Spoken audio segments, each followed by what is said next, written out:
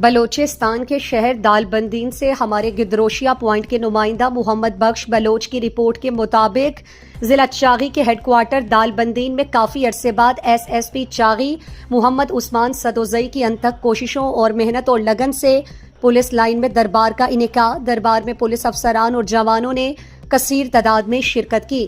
S P Chagai کی سربراہی میں پولیس لائن میں دربار سے جوانوں کے مسائل سنے گئے اور سیکیورٹی سخت کرنے کی ہدایت کی گئی۔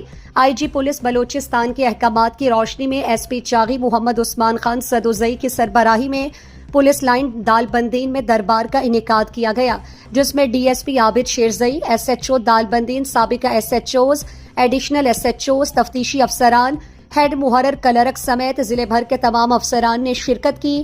دربار میں پولیس ملازمین نے اپنے درپیش مسائل اور مشکلات بیان کی، جنہیں حل کرنے کی یقین دہانی کرائی گئی۔